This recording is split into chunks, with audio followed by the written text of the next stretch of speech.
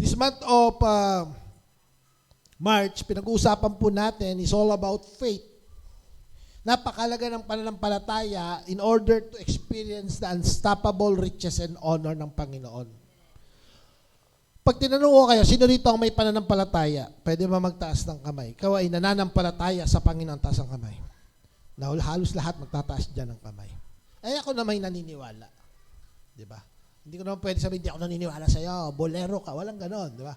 Ako'y naniniwala sa inyo. Ang problema natin, hindi kung ikaw ay nananampalataya. Ang problema natin, activated ba ang iyong pananampalataya? That's why itong umagang ito, pag-uusapan natin, activated faith. How to activate your faith. Marami sa atin ngayong umagang ito, sinasabi natin na meron tayong faith, pero the question is your faith activated? Amen. One time po si Pastora ay nagtatrabaho sa laptop niya. Habang siya po ay nagtatrabaho, alam niya meron siyang Microsoft Office sa kanyang laptop. Nung binubuksan niya, hindi gumagana. Pero meron siya. Tinawag po niya, siyempre, ang tumatakbong kandidato na board member ng ITDS sa Bulacan State University, yung aming anak na IT. Ethan, bakit hindi gumagana ang aking Microsoft Office? Nung tinignan po ni Ethan, ang sabi ni Ethan, Mami, hindi pala activated yung office mo. Pag sinabi nating hindi activated, hindi magpapangsyon. Amen.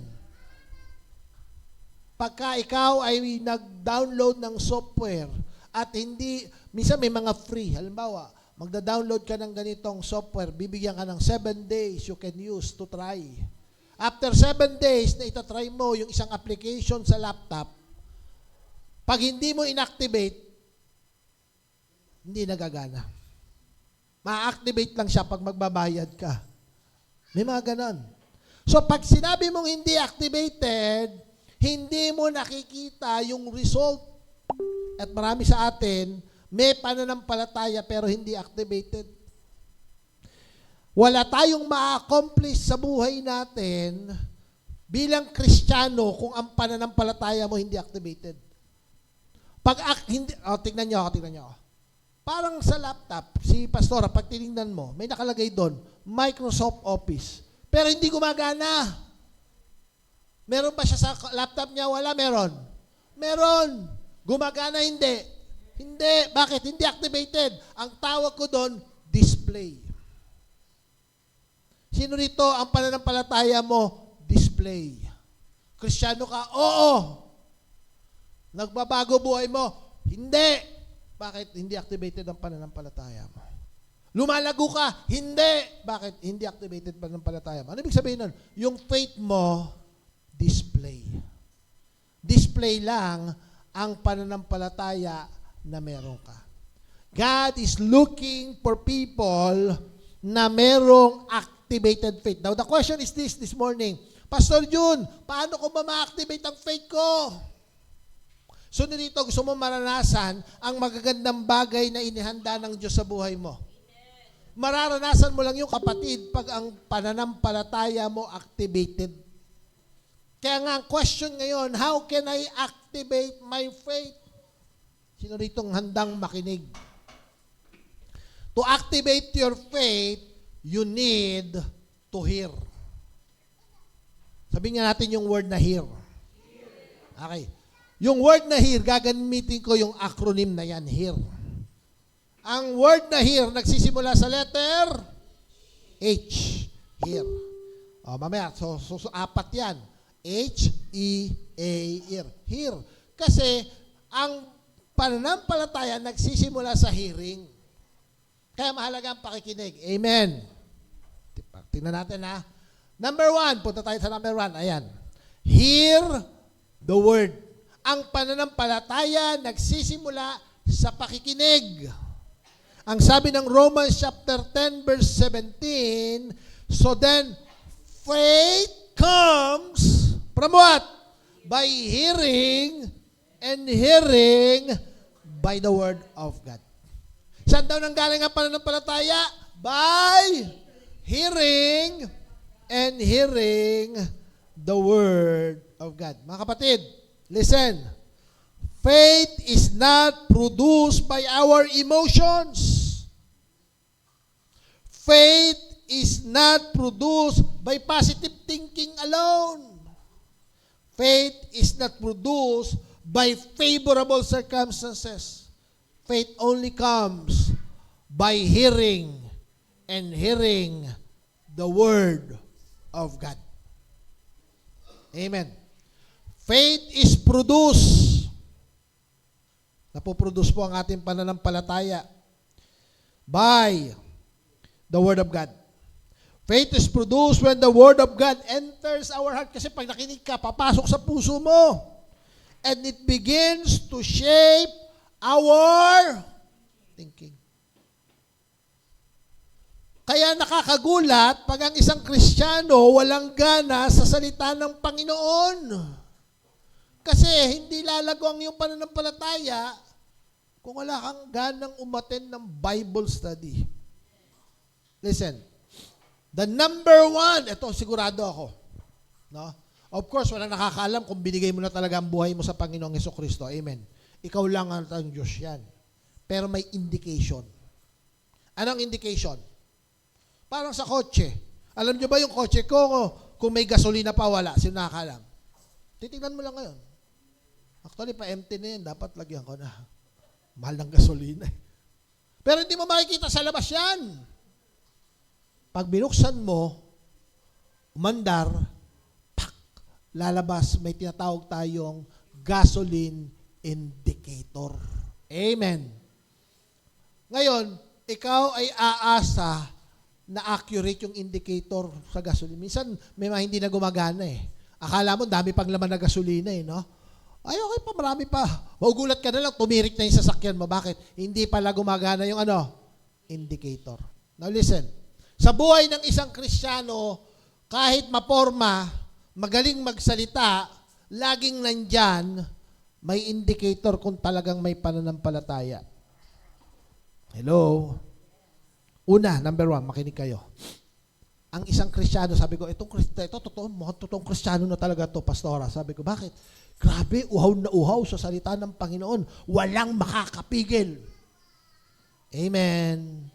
Sino rito, para makapakinig ka ng salita ng Panginoon, kahit malayo pupuntahan mo? Kahit gagastos ka, pupuntahan mo.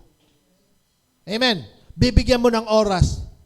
Yung iba, yain mo. Uy kapatid, Bible study tayo. Sige po, Pastor, pag may oras. Pag may time. Hindi po makikita ang pananampalataya pag ikaw ang ano mo lang, pag may time. Ang tunay na may pananampalataya na, ang salita ng Panginoon binibigyan ng time. Kaya pagka Sunday, sasabihin mo, nako linggo. Nako, hindi ko pagpapalit ang linggo. Bakit? Sunday is the Lord's Day. Amen. Pag tinanong nyo si Pastor June, ako personally, Pastor, paano ka lumago sa Christian life mo? Pinahalagahan ko ang pakikinig sa salita ng Panginoon. Ever since naging Christian ako, hindi po, no arguments about Sunday. Nandyan ako pag linggo. Nagkaroon lang ako ng moment na hindi ako nakapag-church nung hindi ako pinapayagan ng magulang ko. Talagang pinagagalitan kami, pinapersecute kami. Pero hindi napigilan. Ay, nandiyan si Sister Mary.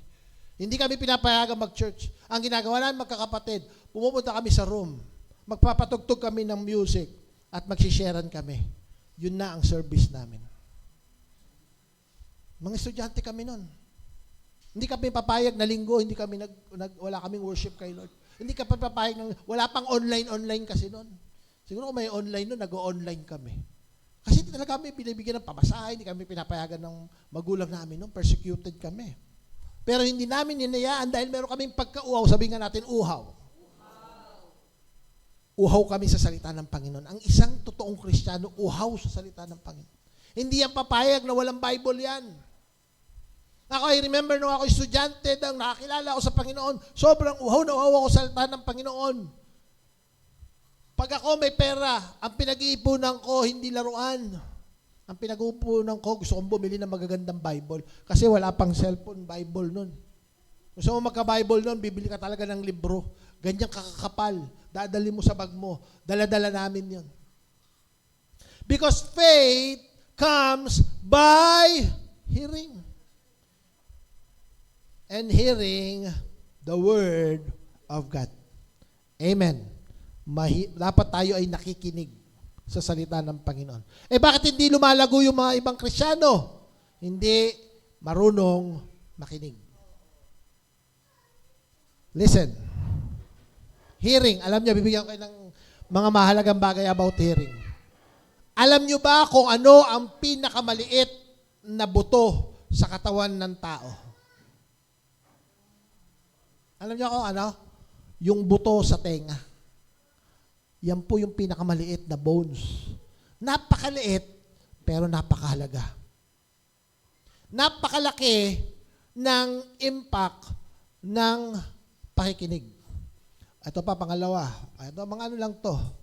Alam nyo bang magkaiba ng pamamaraan ng pakikinig ang babae at lalaki? Yan ay according sa pag-aaral. Ang babae daw, pag nakikinig, hindi lang sa tenga. Kasi lalaki daw, pag nakikinig, kung ano lang narinig niya, sige, ganun.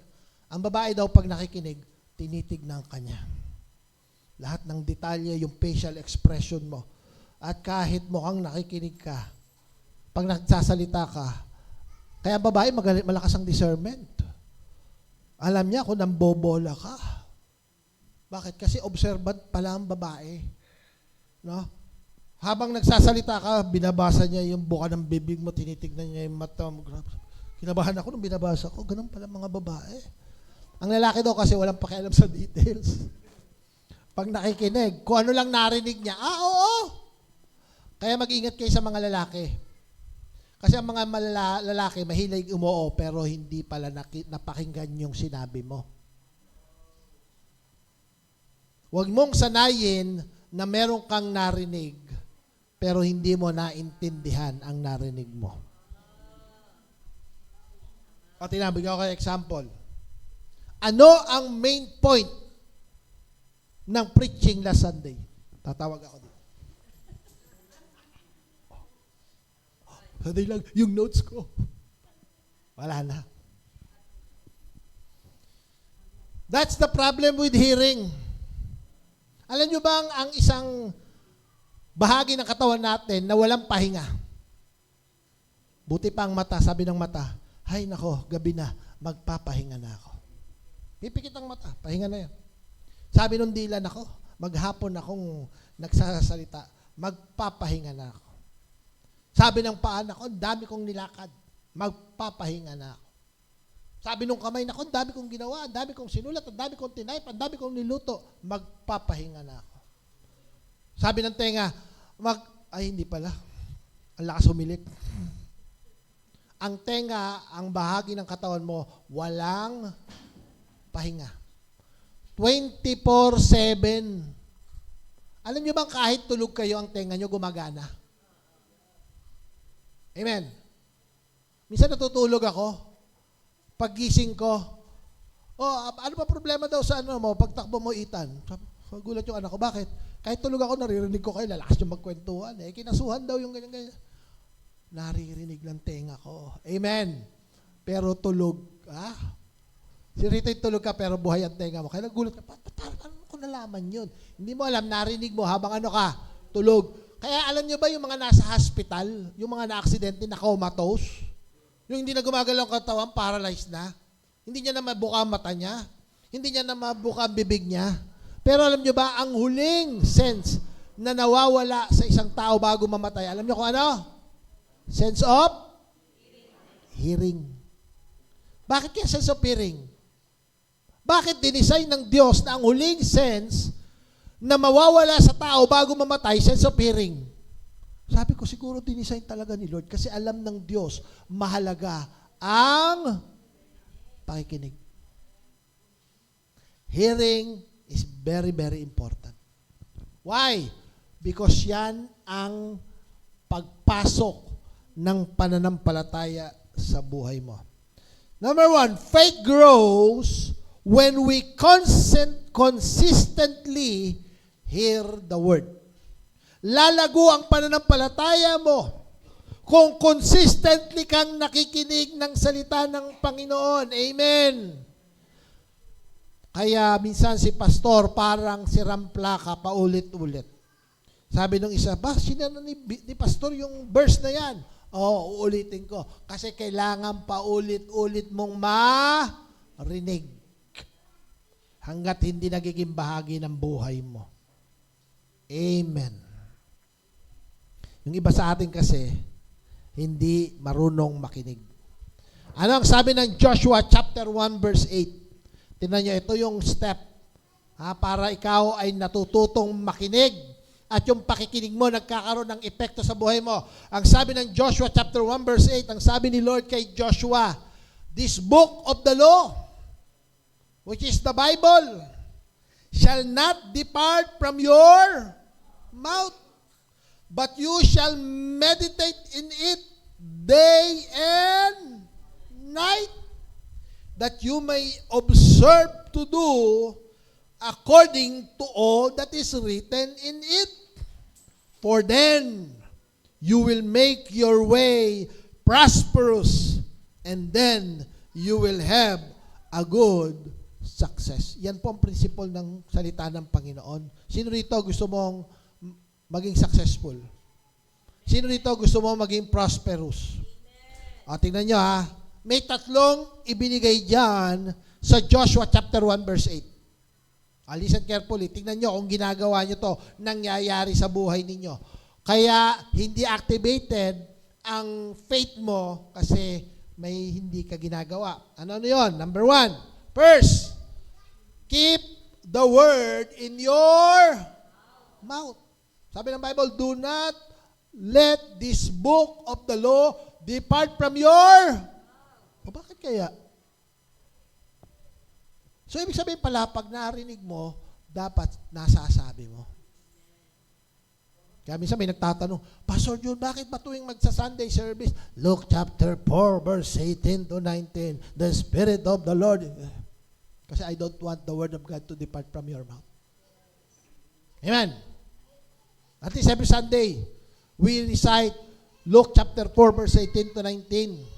Because the first step in hearing and activating your faith, keep the word in your mouth. Mamaya pag-uusapan pa natin yan. Pangalawa, meditate on it day and buong araw hanggang gabi. Meditate mong salita ng Panginoon. Ngayon, napakinggan nyo yung ating sermon ngayong umagang ito.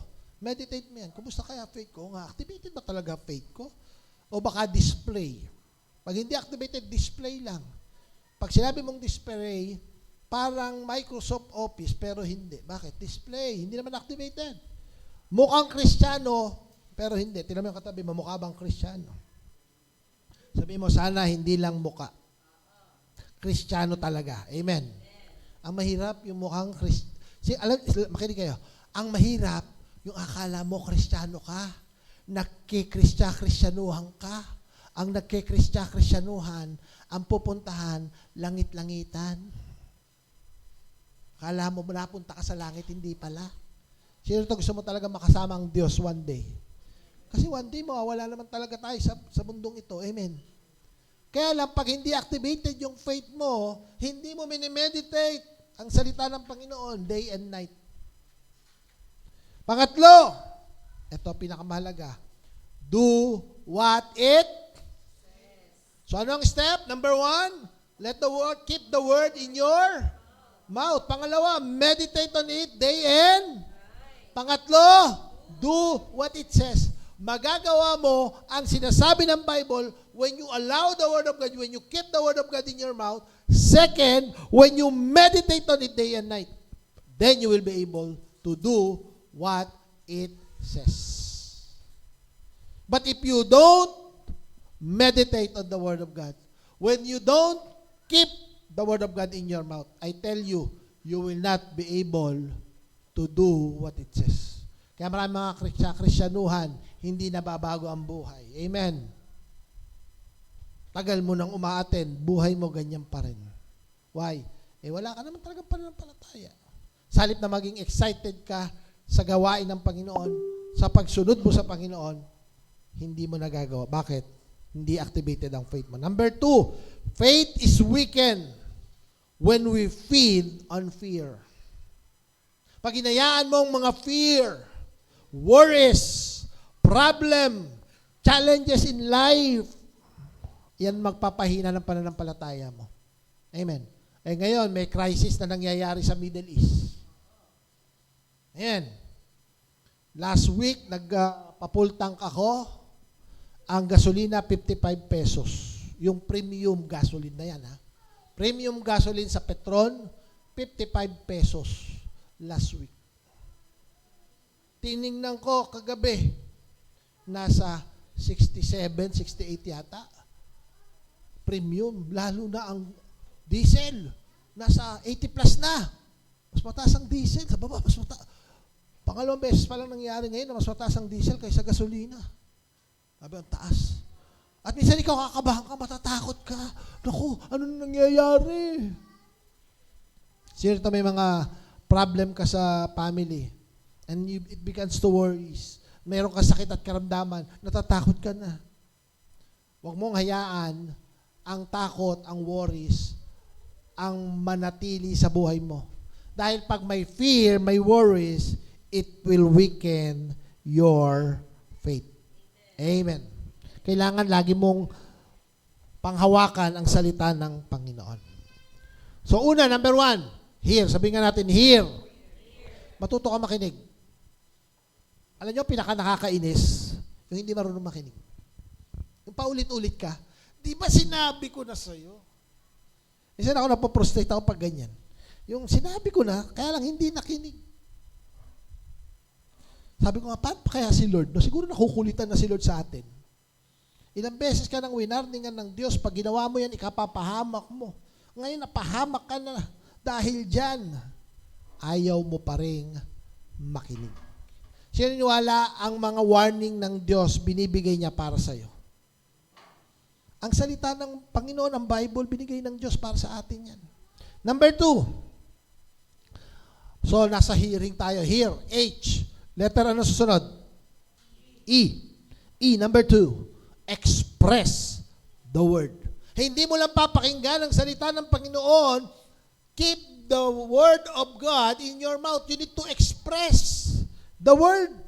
Ang sabi ng Mark 11, tingnan niyo to, take note of this. Mark 11:23. For assuredly, I say to you, whoever says to this mountain, be removed and be cast into the sea, and does not doubt in his heart, but believes that those things he says will be done, he will have whatever he says. Kaya daw ka naniniwala at yung pinaniniwalaan mo, sinasabi mo. Amen. Sino rito ang nakikipag-usap sa bundok? Di ba weird? Bundok, kakausapin mo, pastor. Pero yan ang sabi ng Bible eh. Whoever says to this mountain, ba kinausap yung bundok? Ano ang sinabi sa bundok? Ano ang sinabi sa bundok? Be removed and be cast into the sea. Pero pag hindi ka nagduda, when you don't doubt, you believe that those things that you says, anong pinanampalatayaan mo? Na yung sinabi mo, mangyayari, ang sinabi mo, mangyayari. Sino rito, may mga pangako ang Diyos sa iyo na sinasabi mo. Amen. Wala kang pera. Lord, ang pangako mo, you shall supply all my needs according to your riches and glory. Sino nagsabi nun? Si Lord. Pero dahil sinabi mo, ang sabi ng Bible, yung sinabi mo, pinanampalatayaan mo, those things that you says will be. Pansinin niyo dito sa verse na to, ilang beses binanggit ang salitang believe. Ilang beses? Yung salitang believe, ilang beses? Ilan? Yung salitang believe, ilang beses? Isa lang. Yung salitang says, huwag niyong lagyan ng sound yung laptop na naririnig pagka nag-click kayo. 4. 3 patungkol dun sa mountain. So may power pala ang pag-express natin, ang pagbe-verbalize natin ng salita ng Panginoon. Amen. Amen. Kaya pagka tayo linggo-linggo, sabi mo sa katabi mo, ikaw ay pabanal ng pabanal. Bakit? Because ang sabi ng Bible, you are the priesthood of Jesus Christ. You are a holy nation. Amen. Totoo ba yung katabi mo, banal yan? Yes. Yung mga katabi mo na yan, banal yan. Pinabanal yan ng dugo ng Panginoong Jesucristo. Bine-verbalize lang natin. Sino rito niwala yung katabi mo? Pa-level up ng pa-level up. Okay, verbalize mo yan. Napakahalaga we express the Word of God. Listen, your mouth becomes the gateway through which faith is released in your life. Nare-release yung mga bagay sa buhay mo when you begin to verbalize your faith. Your mouth becomes the gateway. Ano ba ang gateway?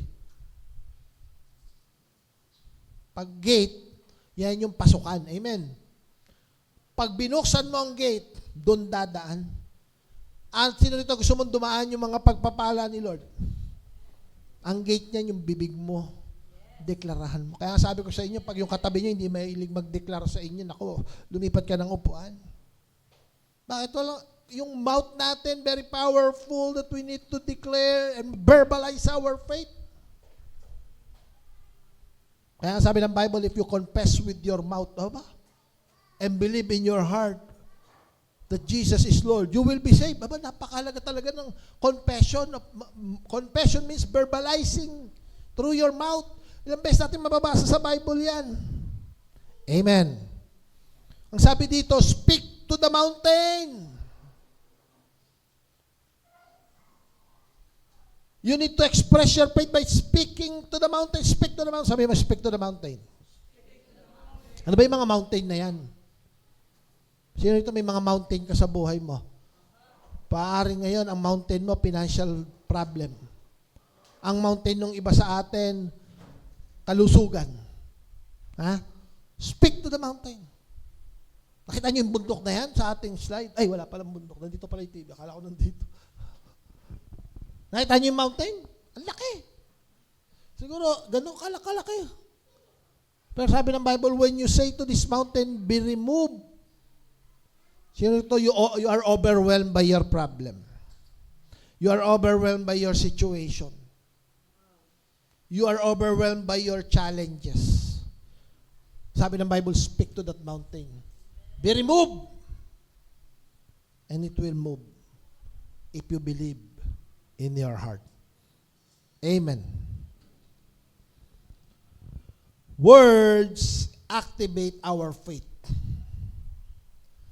Words from our mouth activates our faith. Ang sabi ng 2 Corinthians chapter 4 verse 13, and since we have the same spirit of faith, according to what is written, I believe, and therefore I spoke. We also believe, and therefore speak. There is a big correlation. May connection ang pananampalataya sa pagbe-verbalize ng iyong pinananampalatayaan. Kaya nga yung mga early believers, may mga tinatawag silang creed. Yung mga early Christians sa mga church nung araw, may creed sila. Yung creed na yon, bine-verbalize ng buong congregation yon. I believe in God the Father. Naalala mo pa yung creed na yan, Pastor? Hindi ako masyadong kabisado. Pero may creed yan eh.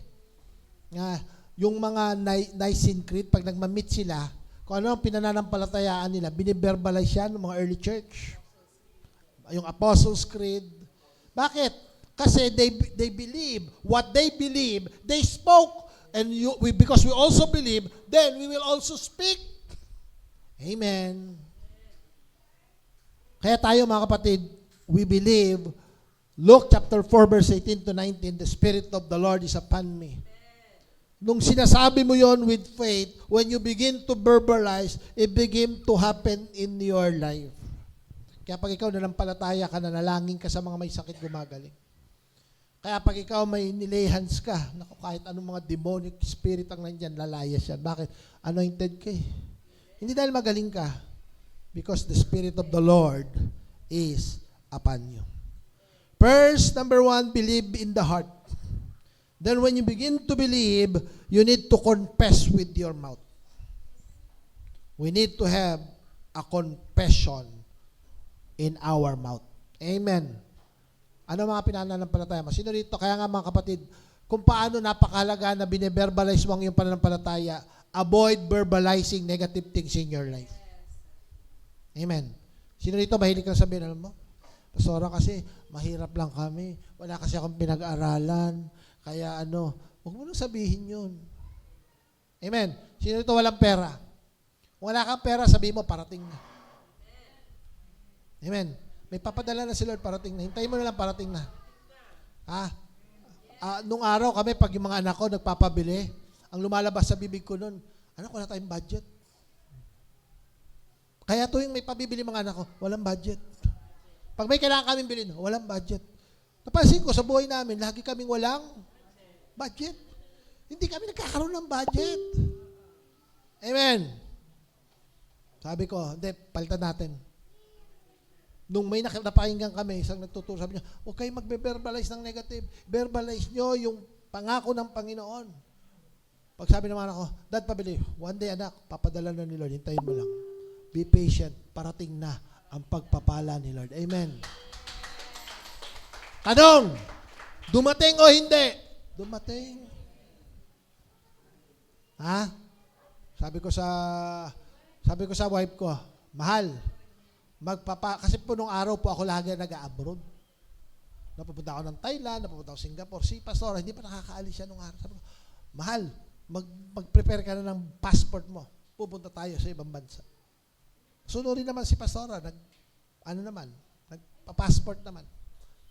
Kaya lang, napaso na yung passport, di pa rin nakakaalis si Pastor. Nagkaroon ng pandemic, di ba?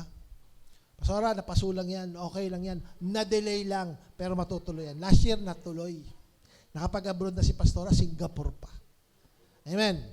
Last year, sabi namin, mga anak, ready nyo na mga passport nyo. This year, or baka next year, mag-abroad tayong lahat sa family. Pastor, dami yung pera, wala pang ang budget eh. Hindi, parating na. Amen. Huwag mo sabihin walang budget, parating na. Minsan isipin mo, wala pang ang budget, Pastor, paano pupunta ng Hong Kong? Hindi, parating na. God will provide. Kaya sabihin ko, lakarin na natin yung passport. Paano yung huwag mo nang isipin yon. Unahin muna natin, kumuha tayo ng flight. Ganap tayo ng flight. We need to verbalize our faith. Sabi mo, verbalize your faith. God will honor what you say. Amen. Yung ba sabi, Pastor, masyado namang hyper faith yan, no? Tingnan mo, yung babae, dinudugo, ilang taon na, 12 years, dinudugo siya. Di ba? Ano sabi niya? Sabi ng babae, mahawakan ko lang yung layan ng Panginoon, gagaling ako. Tanong, inutos ba ni Lord yun? Hindi naman eh. Pero nanampalataya yung babae, at nung sinabi pag nahawakan ko lang, nung nahawakan niya, gumaling. Letter H, ano yung una? Number 1? Hear the word of God. Number 2, ano yung letter E? Express.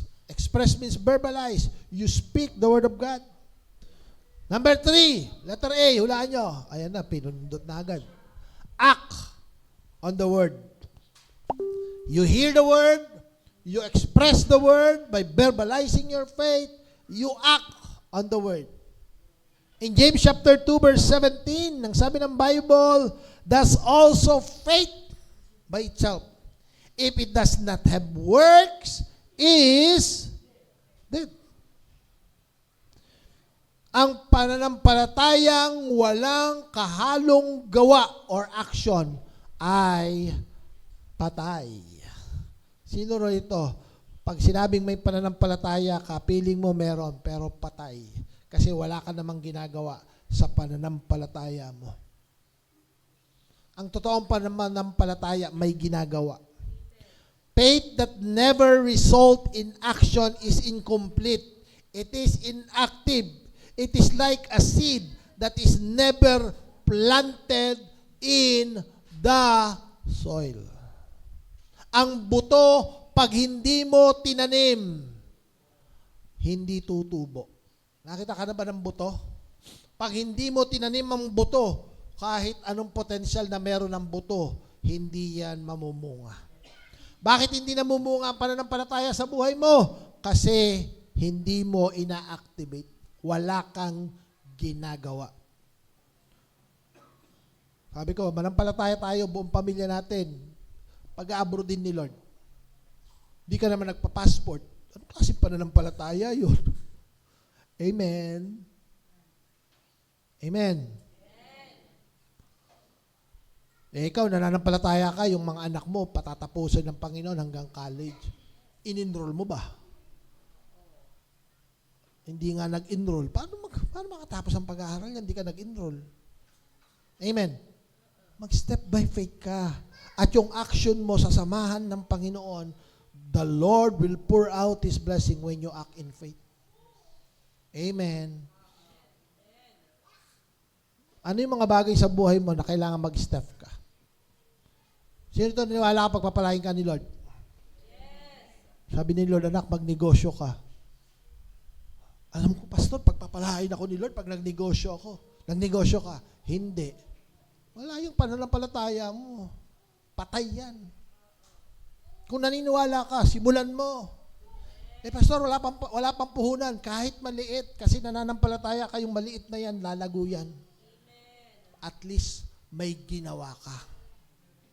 Yung wala kang ginagawa, tapos nananampalataya ka. Ano yan? Parang, ba't ka nakahiga dyan, hintay kung mahulog yung bunga. Hindi ka na ng pananampalataya. Ang pananampalataya, hindi mo hinihintay na makita. Amen. Ang pananampalataya, dahil may ginawa ka, makikita mo. Ang hinihintay ng Lord, mag-step forward ka. Sabi mo sa katabi mo, mag-step forward ka. Amen. Yung iba nagtatanong, pastor, bakit mo tinanggal yung wall tsaka binuksan yung tsaka pa tayo magpapalit ng chair, ang luwag-luwag pa? Hindi. Kasi nananampalataya ako. Alam ko, mapupuno to. Amen. Kung nananampalataya tayo, unahin natin ang step. Lord, pinaluwagan na namin, Lord, O Lord, nagdagdag kami ng chair, Lord, unahin na natin yan. Bakit nananampalataya tayo?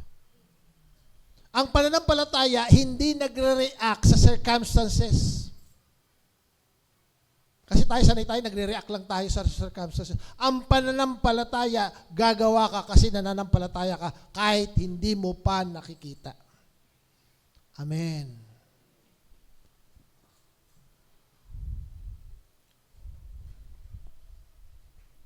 Real faith produces obedience. Ang totoong pananampalataya, nagpo-produce ng pagsunod. Sino nito nabasa mo sa Bible pero hindi mo sinunod? Wala kang faith. Hindi mo pinaniniwalaan yung sa Bible. Yung iba namimili ng susundan sa Bible.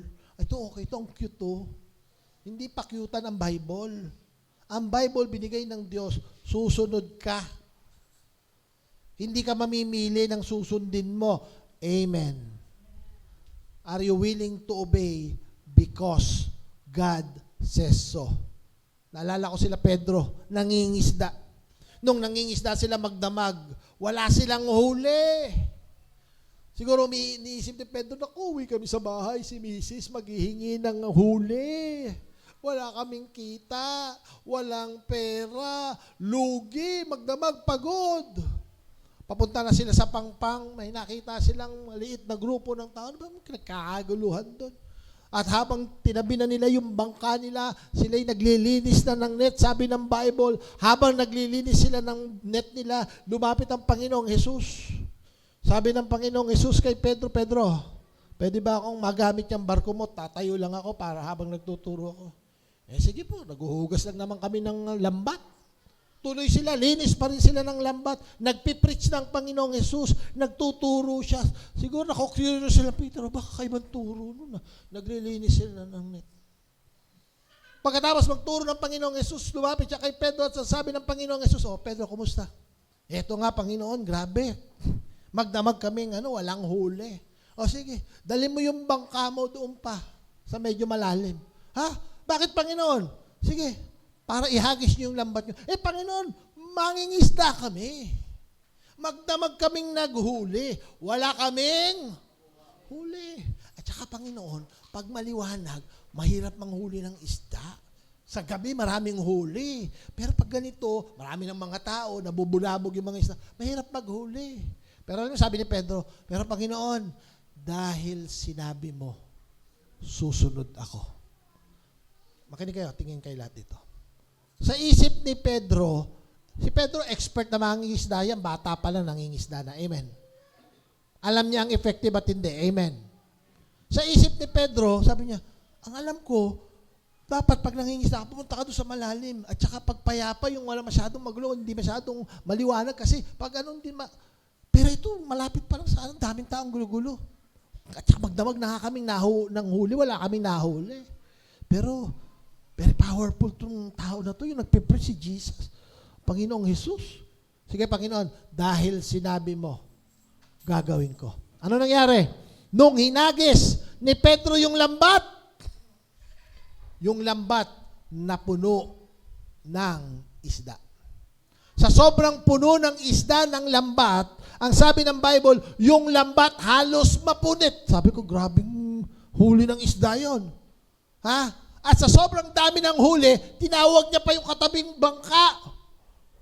John, James, come here. John, James. Bakit? Grabe, daming isda dito. Hali kayo. Hangis nyo lambat nyo.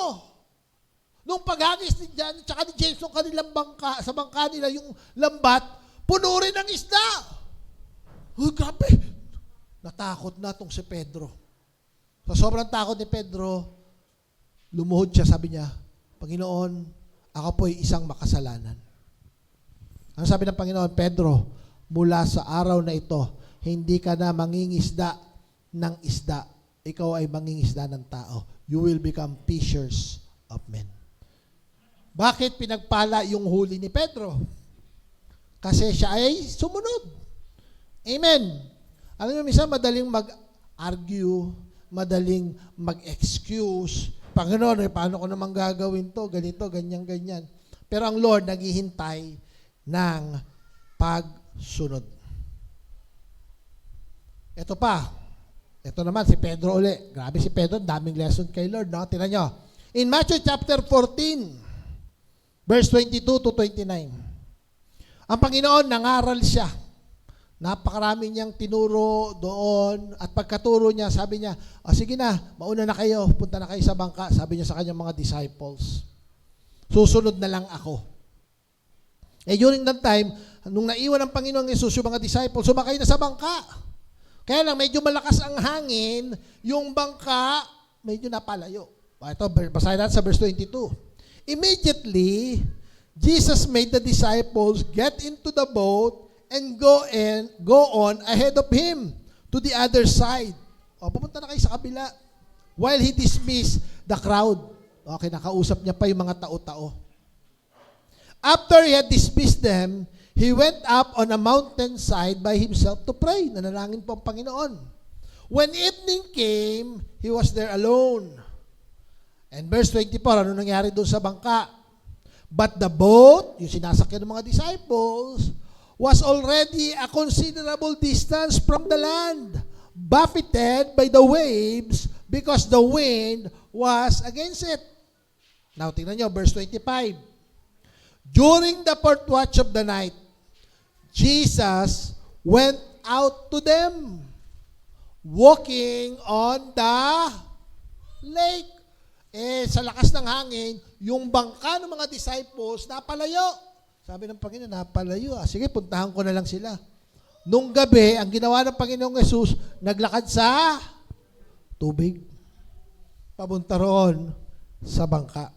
Now, verse 26. When the disciples saw Him walking on the lake, ikaw ba naman, makakita ka ng tao naglalakad sa tubig eh. They were terrified. Anong sabi nila? It's ano sa Tagalog ang ghost? Multo. Ay ba yung mga disciple pala naniniwala sa multo? They said and cried out in fear. Natakot sila. May multo na ba yan? Natakot. Etong mga to, mga mangingisda to, natakot. But Jesus immediately said to them, okay, matakot, take courage. It is I. Don't be afraid. Now, verse 28. Lord, sabi ni Peter, Lord, if it's you, Peter replied, tell me to come to you on the water. Panginoon, kung ikaw talaga yan, sabi mo, pumunta ako sa tubig. Ang sabi ng Panginoon, okay, come. He said, then Peter got down on the boat, walked on the water, and came toward Jesus. Listen, alam nyo bang si Pedro lang ang disciple sa Bible na nakapaglakad sa tubig? Bakit? Sumunod.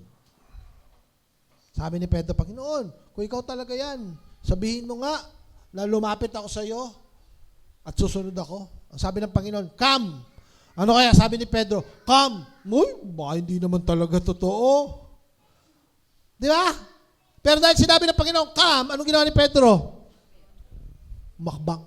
Bago ka makababa sa bangka, mahahakbang ka eh. Pagtapak niya sa tubig, uy, parang jelly. Hindi ko alam pakiramdam para maglakad sa tubig. Tapos naglakad na siya, palapit sa Panginoon. Malakas ang tubig. Maalon-alon. Pero nakalakad siya. Bakit niya naranasan yung miracle na yon? Because of his obedience. Who wants to experience miracle from the Lord? Are you willing to obey? Hindi enough na nananampalataya ka, pero hindi ka naman sumusunod. You need to learn to obey. Amen. Number 4, rely on God. Hebrews chapter 11 verse 6. But without faith, it is impossible to please Him. For he who comes to God must believe that He is, and that He is a rewarder of those who diligently seek Him. Listen, faith believes before it is seen. Nauuna ang ating pananampalataya bago natin makita. Sino rito minsan kailangan mo i-increase ni Lord, tulungan ka ng Panginoon para manampalataya? Alam niyo ang problema natin? May mga pagkakataon, nagdududa tayo kung kaya ni Lord. Tanong, may mahirap ba kay Lord? Pero bakit madalas tayo ay nagre-respond na parang hindi kaya ni Lord? In Mark chapter 9, dito po tayo mag-i-end. Magtatapos tayo sa passage na ito. In Mark chapter 9, in verse 21 to 24. Sabi ng verse 21, Jesus asked the boy, ito po yung tatay na dinala niya sa mga disciple niya, yung batang sinasapian ng masamang espiritu, na possess. Jesus asked the boy's father, how long has he been like this? Sabi ng Panginoong Yesus, from childhood.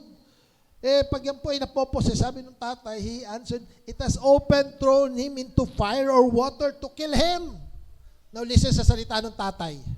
But if you can do anything, take pity on us and help us. Sino rito ganun ka kay Lord?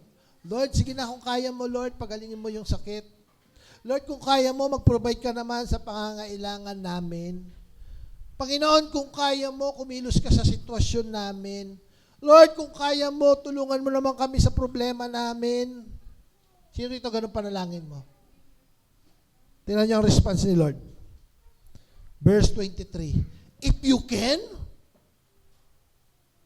napansin niya? Sabi ng Panginoon, if you can, said Jesus. Next, ano na tayo, Philip? If you can, said Jesus, everything is possible for him who, wow, very powerful word ng Panginoon. Sabi niyang tatay, sige na Lord, kung may magagawa ka, tulungan mo naman kami kung may magagawa ka. Nagulat si Lord, ha? Kung may magagawa? Kung kaya ko? Sabi niya, everything is possible for him who believes. Ano sinasabi dito ng Panginoon? Makinig kayo. Ang sinasabi dito ng Panginoon, ang problema, hindi kung kaya ko. Ang problema, naniniwala ka ba? Hello? Kapatid, may mga challenges kang kinakarap, may mga problema ka. The problem is not if God can do something. Walang imposible sa Diyos eh. Amen. Ang tanong, kaya mo bang manampalataya? Because everything is possible for him who believes. Anong naging response ng tatay? Anong response ng tatay? Anong sabi ng tatay? Verse 24. Immediately, the boy's father explained, I do believe. Help me overcome my unbelief. Sabi ng tatay, naniniwala naman ako. Kaya lang siguro yung paniniwala niya hindi active. Pero Lord, tulungan mo ako sa mga hindi ko kayang paniwalaan. Tulungan mo ako to overcome my unbelief. May mga tao, may duda pa kay Lord. Ang maganda rito sa tatay na to, umamin. Lord, naniniwala naman ako eh. Kaya lang may mga pagdududa pa ako. Lord, tulungan niyo ako sa mga pagdududa ko. Sino dito may mga duda ka pa sa Panginoon? May mga duda ka pa sa pwedeng gawin ng Lord. Mas kaya mo magtiwala sa tao. Mas kaya mo magtiwala sa kakayanan ng tao kaysa kakayanan ng Diyos. Ngayong hapong ito, we can come before the Lord. Number one, we need to learn to hear the Word. Sabi mo, hear the Word. Number two, we need to learn to express the Word of God. Verbalize our faith. Amen. And then, letter A, act. Act in obedience. Act to the Word of God. And number four, rely on God. We need to learn to hear. Wala tayong ibang pagkakatiwalaan. Magtitiwala tayo sa Diyos. Minsan may mga pagkakataon, mahirap panampalatayaan, pero I will believe. Pwede bang ilagay mo yung lyrics ng I believe in God of Abraham? May kakantayin tayo mga kapatid. And I don't want you to just to sing this song, but I want you to declare this as part of verbalizing your faith ng Diyos na sinasamba ni Abraham, Isaac, and Jacob is the same God that we are serving today. And pwede bang tayo ay mag-verbalize ng faith natin? Sige, palagay yung lyrics. Palagay yung lyrics. Yung I believe. Yan. Tingnan niyo, sabi diyan, I believe in you, God of Abraham. Pwede ba sabihin natin sabay-sabay, I believe in you. 1, 2, 3, go. I believe in you, God of Abraham. Next. I believe in you. You're the God of what? Sabay natin sabihin, I believe in you. Sabay natin, 1, 2, 3, go. I believe in you. You're the God of miracles. Sino dito kailangan mo ng miracle sa buhay? Well, the God of Abraham is a miracle-making God. Next. From nothing, ang Diyos na pinananampalatayaan natin, from nothing to something. Abraham was nothing. Nung sabi ng Panginoon, Abraham, yes Lord, go! Saan? Sa lupang ipinangako ko sa iyo. Saan yun, Lord? Basta sumunod ka lang. Anong ginawa ni Abraham? Umalis siya sa kanyang bayan. sumunod siya kay Lord. Saan siya pupunta? Hindi niya alam. Mayaman siya? Hindi. Wala nga siyang dala eh. Pero doon sa lugar na kung saan dinala siya ni Lord, he become something. Kaya from nothing to something. Pwede ba tumayo tayo mga kapatid? Let's just worship the Lord.